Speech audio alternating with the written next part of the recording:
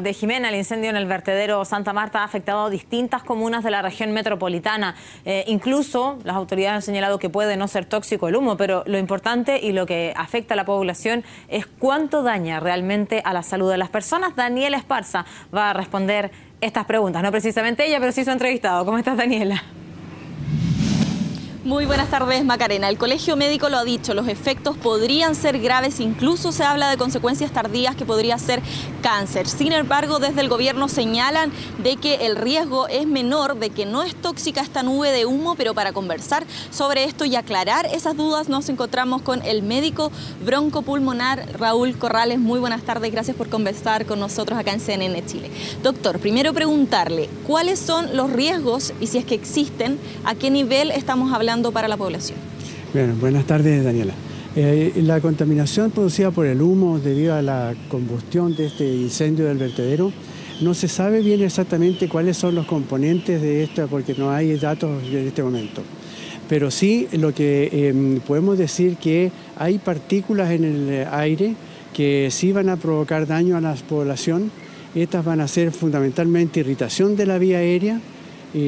Van a producir, por ejemplo, dolor de garganta, dolor al respirar, puede provocar tos, y en las personas que tienen alguna condición preexistente, como por ejemplo los pacientes asmáticos o los pacientes que tienen enfermedad pulmonar obstructiva crónica, o en los niños que tienen displasia broncopulmonar, por ejemplo, va a provocarle o puede provocarle una descompensación de su enfermedad o de su condición. ¿Y eso qué puede significar? Que puede significar que la persona tenga una crisis asmática, insuficiencia respiratoria, o que aquellas personas que tienen una enfermedad pulmonar obstructiva crónica requieran de oxígeno, que se cansen más fácilmente, que van a tener que limitar su actividad física por estas condiciones. Yo diría que eso es un poco.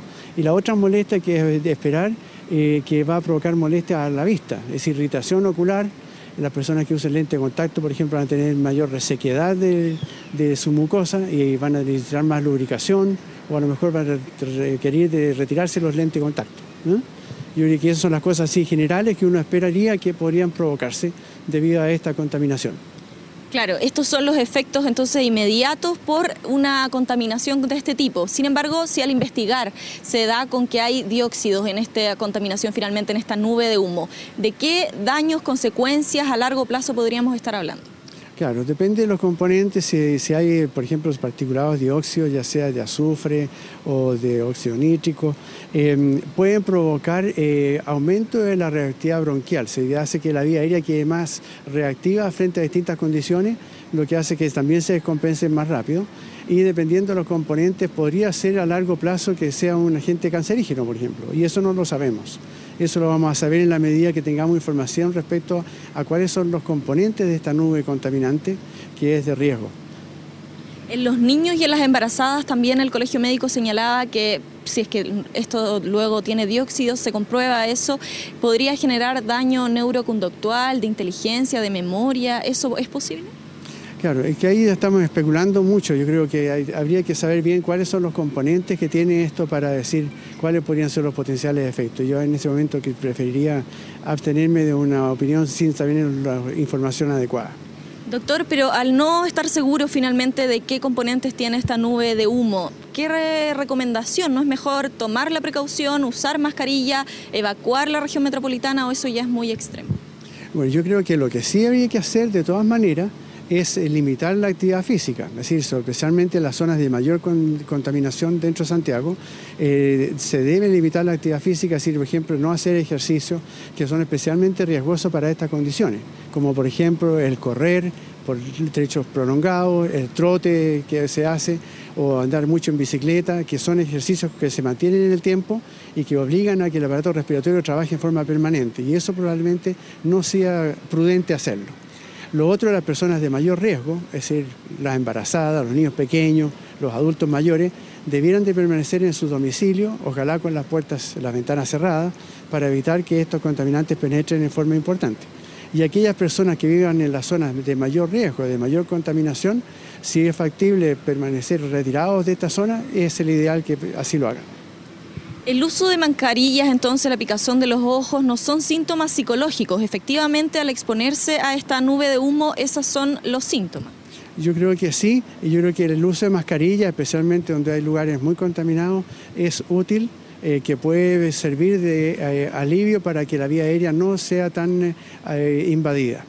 Y respecto a lo de los ojos, el lavarse la cara o usar gotas lubricantes, yo creo que hay que usarlo con mayor frecuencia.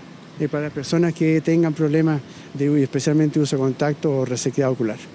Doctor, a su parecer, estos síntomas, este escenario es parecido, similar a lo que se vive en los inviernos, como para decretar una emergencia ambiental? Bueno, aquí no sabemos bien cuáles son los contaminantes, pero si uno logra medir cuáles son los contaminantes que se están produciendo, yo creo que uno debería tomar medidas un poco más drásticas en ese sentido. Doctor, y en relación al tiempo, porque ahora estamos hablando, todavía no se cumplen las 24 horas, pero tampoco se sabe cuándo se va a poder solucionar y apagar finalmente este incendio. A medida que pasa el tiempo, ¿las consecuencias son mayores? Claro, si estas condiciones desfavorables se mantienen porque tenemos poco viento ambiental, entonces la capa de contaminación va a permanecer en el ambiente un tiempo prolongado y mientras no se controle el foco de contaminación, yo creo que uno debería tomar medidas más precautorias y tratar de prever a largo plazo los efectos que esta contaminación puede provocar. Muchas gracias, doctor Corrales, por conversar con nosotros acá en CNN Chile. Ahí escuchábamos, Macarena, entonces, aclarando un poco los efectos, las consecuencias que podría tener esta nube de humo. Es fundamental investigar finalmente cuáles son los componentes que podría tener, sin embargo, podrían ser efectivamente cancerígenos si es que se comprueba que hay dióxido en ese incendio de Santa Marta. Y las recomendaciones del doctor a usar mascarilla, a evacuar en la zona en los casos que son más complicados y que son la